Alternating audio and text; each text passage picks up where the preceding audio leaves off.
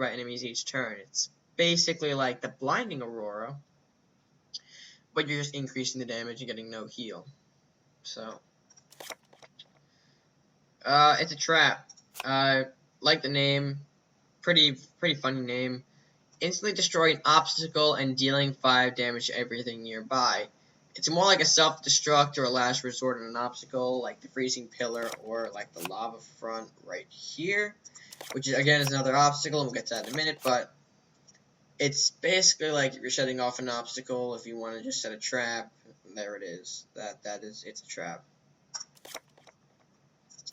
Lava front. It's another obstacle. It's dealing 3 damage to all nearby targets, similar to the freezing pillar, except it's not freeze, it's only going to be damaging. Use a lava pillar. If you have used a lava pillar, then this is definitely a nice little increase in attack. Imp. Still the same. I think its health has been reduced. It's now 2-3, and it's only dealing 2 damage with the Awaken. Sacrificial Altar. The altar has been changed. I know for people who've been facing burn decks, you've seen sacrificial altars and warlock portions of decks. This ensures that the burn meta will probably be disappearing. The altar is now going to be focusing around boosting zombie or undead archetype units by giving those units 1 health and also adding zombies to your turn every time your turn begins. So if you see this card, you definitely may want to get rid of it, because if you don't, that horde is just going to keep building up. From experience, this card is definitely deadly. School of Magic. It used to be School of Pyromancy. Now it's definitely being changed. Your units deal 1 damage to their target after each attack. It's a common. It's only 2 gold.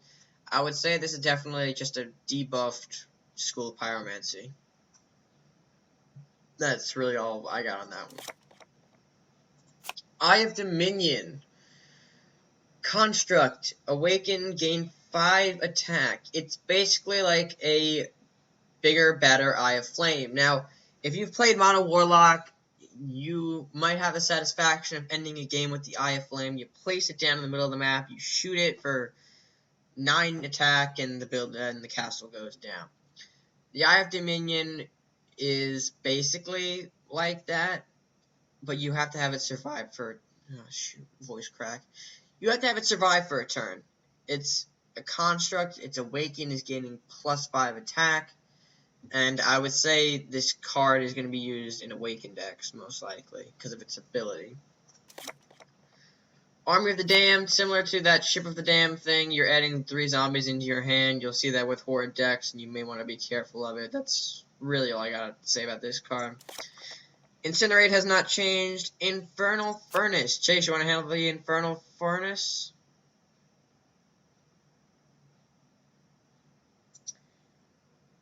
Alright, well, I guess I'm handling it for now, because I don't know where he went.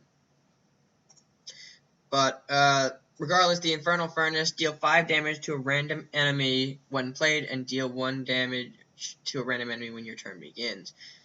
I would say this is a nice change from the other one. It definitely makes this card more useful.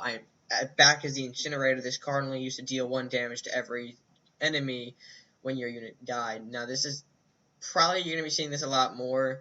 And like I said, with the altar in play, you may want to get rid of this fast. But that's just my opinion for that card. It may not be a problem to you. You may want your units to die, but it's just kind of out there. Primordial Flame. It's now, you kind of remember this card art from Cloak of Flames. It's now a unit. It's an epic, 3 gold, 5 health, but 0 attack. But its ability makes up for it. You deal 3 damage to all nearby enemies each turn. It's sort of like Akamon, but you're not losing health. Meaning, you're dealing 3 damage to all nearby enemies each turn, but you're not taking any kind of health loss on your guys, which is nice, because back when you had Akamon, you'd have 13 health, and the reason why his health was so high is because he ultimately destroyed himself eventually. But with Primordial Flame, it's lower health and no attack, with the ability will make it more of a balanced card. Combustion, I don't know if the gold cost changed, but it's basically the same as it is in the regular version now. Furnace Knight, a new change on Flame Knight. Flame Knight, deal 2 damage to all nearby enemies each turn. It's 2/5 attack stat. It's now a Knight, so you'll be seeing that in some Crusader Warlock Knight decks, which I have, and I will probably play later on today. 4 gold, I would say there's not much really else going on with him. Dealing 2 damage to all nearby enemies. It's sort of like the Primordial Flame, and it doesn't hurt itself either, so I would say it's definitely a bigger, well, not a bigger, but it's a more damaging Primordial Flame.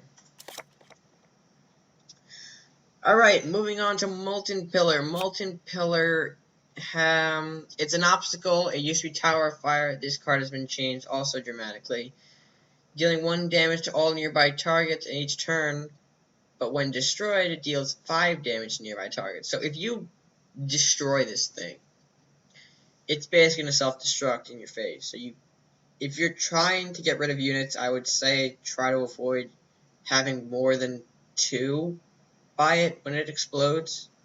I would say just so your offense isn't completely wiped out. But other than that, having this thing is a decent, it's a good asset to have. It's very good. Headwood has not changed, except his stats have been kind of reduced to 3/4 instead of 4/7. Psychic Vampire. Now, it's kind of interesting to see how we used to have the Vampire in Warlock, now we have it in Neutral, and thinking only 2 weeks later we're going to have it back in the Warlocks. It's a flying unit, and when played, it gains 1/1 for each undead unit in play. So this is definitely a good card to have. It's going to be like a powerhouse for Horde decks if you have enough undead units. And seeing as how you can get a lot of those on the field very quickly, the Vampire will definitely be something to worry about in an undead deck. I'll see that a lot more. Sacrifice has been changed tremendously.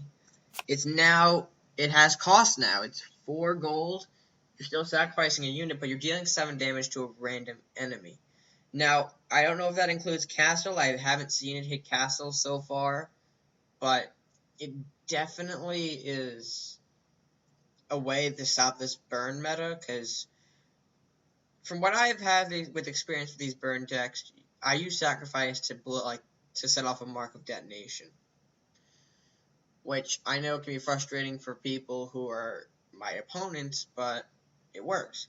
But now with Sacrifice, you're not dealing 4 damage to the castle additionally. You're kind of just dealing 7 damage to anything. So it's kind of like another game of chance. Same with Darkfire. Well, I guess not with Darkfire. Darkfire has kind of been reduced. It's now 5/5. Sacrificing a unit and dealing 5 to nearby enemies. So Headmaster hasn't changed. Pyromancer has changed. It now has Teleport. And it now has an Awaken ability. Deal 3 damage to enemies in the surrounding 5/5 area. So if you can, please kill this Pyromancer fast. It's going to be like a walking school of Pyromancy. Its 1 attack kind of is complemented by the 3, so you're really dealing with a 4/7 unit. And since it's dealing explosive damage, you kind of have to make sure that you get rid of it fast, or else your zombies, your Horde deck can be wiped out by this. That's basically about it. It's also a mage, so kind of fits into that mage category. Rite of Awakening. It's basically like a spell version of Saurus. Activate Awaken effect again, and you're drawing a card. I would say that's useful in Awaken decks. No longer an uncontrolled burst. What else? White Knight. White Knight. Let's see here. He is now 6 gold, 1/7, and dealing 3 damage to all nearby enemies. Like Primordial Flame, like Furnace Knight, this card is sort of complemented with the 1 attack by the 3 damage. So you're really dealing with a 4 attack unit. I would say it may be worth it for the 6 gold, depending on how you can use him. He can get rid of hordes very easily. I've using to get rid of hordes. Yeah, that's about it. Moving on to Eternal Darkness. Now, we've all seen Eternal Darkness. We've all thought it was a nice little joke to play on people. You know, when you're in trouble, you just pop it and boom. Strategy's gone, strategy's blown, everything's a zombie, and you're all confused and upset. But now, let's look at it now. Eternal Darkness, you're summoning a squad of zombies in a 3x3 area in the middle of the map. So that's basically equivalent to about 9 zombies. You're basically summoning 9 zombies. And I'll show you the zombie stats in a bit. But you're summoning 9 of them directly in the middle of the map. So that's some instant damage on the castle right there, depending on how well you defend yourself. Rakanoth has not changed, except that you must now sacrifice an undead or a dragon. It's kind of a mandatory thing now. Bless you. Did you leave? I thought you were gonna go over something and you weren't there. You okay? Yeah. All right. Well, you're back, so that's good. Anyway, I was explaining Rakanoth. It's now sacrificing an undead or a dragon. This is definitely going to be played with those undead units, maybe even the dragons, but that's kind of risky depending on the Viking Crusader combo you got going on with them. And last but not least, Dragonfire. Chase will let you take Dragonfire since you're back now. Well, it's pretty much the same thing as the Viking. 10 gold for the Vikings that deals 5 chain damage electric. But it's for the dragons. So far, this is probably the 3rd most expensive card we've seen in the expansion, and I'll show you the other 2. Craxus is number 1. Yeah, we'll show you what happens with Craxus. I mean, we're kind of spoiling it a little bit now for you, but you'll see. You think 10 gold is the max cap. Craxus is on another level, and when I first saw him, I was like, whoa, how do I even summon him?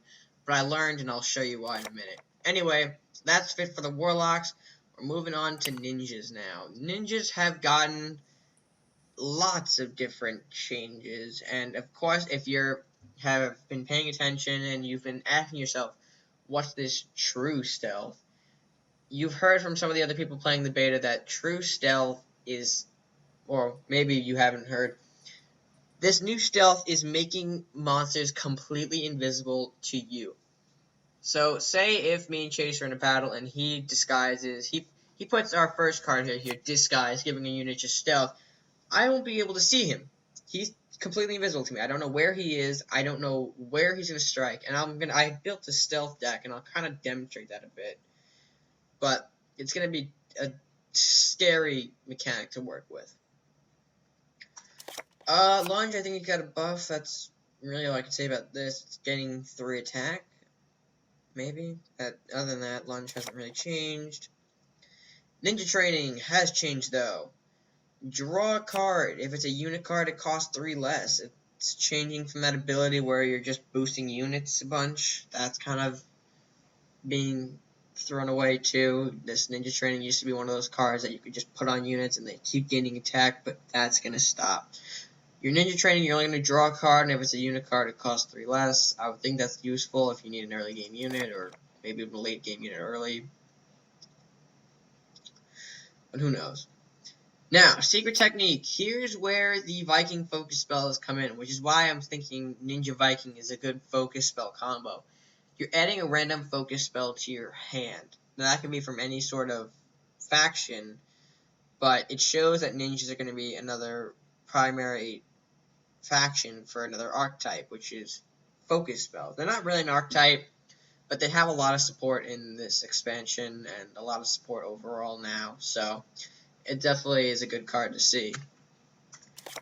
Ambush. I don't really think that's changed much. It's giving a stealth unit plus 5 attack, 2 gold. I don't know if that's changed. It may have, but nothing really going on there, except when you're giving a stealth unit, it now becomes even scarier. Dojo of Awakening. Chase, you want to handle this one? Dojo of Awakening.